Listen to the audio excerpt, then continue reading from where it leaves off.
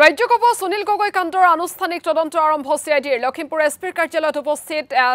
চিআইডিৰ এছপি সুধাকৰ সিং আজি লখিমপুৰ আৰক্ষীৰ পৰা তদন্তৰ সকলো নথিপত্ৰ সমজি ল'ব দলটোৱে ঘটনাৰ জড়িত প্ৰতিটো দিশৰ পুংখানুপুংখ তদন্ত চলাব দলটোৱে উদ্ধাৰ হোৱা মৃতদেহ সুনীল গগৈৰ পৰিৱৰ্তে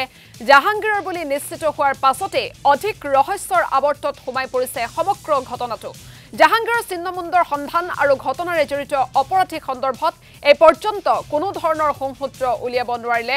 লখিমপুৰ আৰক্ষীয়ে এই সন্দৰ্ভত সবিশেষ জানিবৰ বাবে ফোন লাইন যোগে সংযুক্ত হৈছে বুবুল হাজৰিকা আছে আমাৰ সৈতে বুবুল হাজৰিকা আপোনাৰ ওচৰলৈ আহিছো শেহতীয়াকৈ আমি আপোনাৰ সৈতে কথা পাতিছিলো চিআইডিৰ দল গৈ ইতিমধ্যে উপস্থিত হৈছেগৈ শেহতীয়া কিবা আপডেট আছে নেকি হয় এই কেছটো সুনীল গগৈ হত্যাকাণ্ডৰ বা সুনীল গগৈ কাণ্ডৰ যি এটা গোচৰ এই গোচৰটো চিআইডিলৈ হস্তান্তৰ কৰিছিলে পৰহি ডিজিপিয়ে এক নিৰ্দেশ দিছে চিআইডিক হস্তান্তৰ কৰা পৰিলক্ষিত হৈছে আৰু তাৰ পাছতেই কালি দিনটোত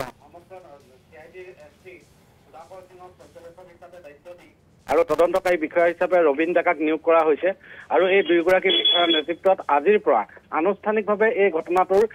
চিআইডিয়ে তদন্ত আৰম্ভ কৰিছে আজি পুৱা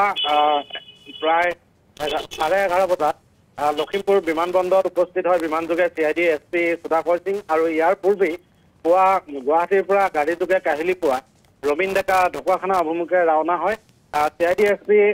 সুধাকৰ সিং বিমানবন্দৰত উপস্থিত হোৱাৰ পাছতে লখিমপুৰ আৰক্ষী অধীক্ষকে তেওঁক ৰিচিভ কৰে আৰু তাৰপিছত একেখন গাড়ীৰে তেওঁলোক আহি লখিমপুৰ আৰক্ষী অধীক্ষকৰ কাৰ্যালয়ত সোমাইছে আৰু সকলো নথিপত্ৰ চিআইডি আৰক্ষী সুধাকৰ সিঙক আৰক্ষী অধীক্ষকে অৰ্পণ কৰিব তদন্তকাৰী বিষয়া হিচাপে বা এছআইটি বিষয়া হিচাপে দায়িত্বত আছিল লখিমপুৰ আৰক্ষী অধীক্ষক অপৰ্ণা নটৰাজন গতিকে নটৰাজনে যিখিনি তদন্ত